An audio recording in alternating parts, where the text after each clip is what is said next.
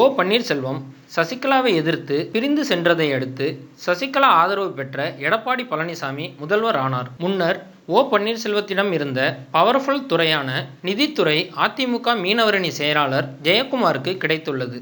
இந்நிலையில் ஜெயக்குமார் நிதி அமைச்சர் ஆனது எப்படி என்கிற ரகசியம் வெளிவந்துள்ளது. இது பற்றி நிதியமைச்சர் ஜெயக்குமார் தனது ஆதரவாளர்கள் மத்தியில் பேசுகையில், ஜெயலலிதா மறைவிற்கு பிறகு ஆட்சி பொறுப்பை ஏற்பதில் போட்டி ஏற்பட்டு OPS ராஜினாமா செய்தார்.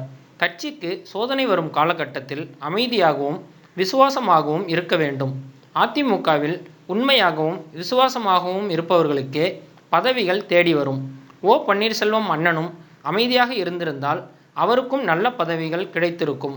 அவர் அவசரப்பட்டு விட்டார் என்றவர் மேலும், இப்போது என்னையே எடுத்துக்கொள்ளுங்கள். கூவத்தூர் ரெசார்ட்டில் MLAக்கள் தங்கியிருந்தபோது சட்டசபையில் நம்பிக்கை வாக்கெடுப்பின் போது திமுக பிரச்சனை செய்து நம்மை வம்புக்கு இழுப்பார்கள் என்று நான் எண்ணினேன். அப்படி திமுக பிரச்சனை செய்யும் போது பதிலுக்கு அதிமுக MLAக்களும் பிரச்சனை செய்து அடிதடியில் இறங்கினால் பெரும் ஆபத்து ஏற்பட்டிருக்கும். கவர்னர் ஆட்சியையே கலைத்திருப்பார். அதனால் அப்படி ஏதும் அசம்பாவிதம் நடக்கக்கூடாது என்று நினைத்தேன். எனவே அதிமுக MLAக்கள் அனைவரையும் ஒரே இடத்தில் ஒன்று கூட்டி அவர்களுக்கு கிளாஸ் எடுத்தேன்.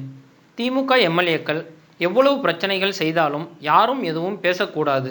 காதிலேயே வாங்கி கொள்ளக்கூடாது. அவர்கள் அடித்தாலும் வாங்கி கொள்ள வேண்டும். எதிர்காலத்தில் நாம் பதிலடி கொடுப்போம் என்று அவர்களுக்கு அறிவுறுத்தினேன். இதையெல்லாம் அப்போது சசிகலா பார்த்து கொண்டு இருந்தார். இதையடுத்து நான் சொல்லியபடியே நம் MLAக்கள் அனைவரும் அமைதியாக நடந்து கொண்டதால் அதற்கு பரிசாகவே சசிகலா தற்போது எனக்கு நிதி அமைச்சர் பதவியை வழங்கியுள்ளார் என்றார். மேலும் இது போன்ற செய்திகளை தொடர்ந்து பெற்றிட தமிழ் ட்ரெண்டிங் சேனலை சப்ஸ்கிரைப் செய்யுங்கள். உங்கள் கருத்துக்களை கமெண்டில் பதிவிடுங்கள். நன்றி.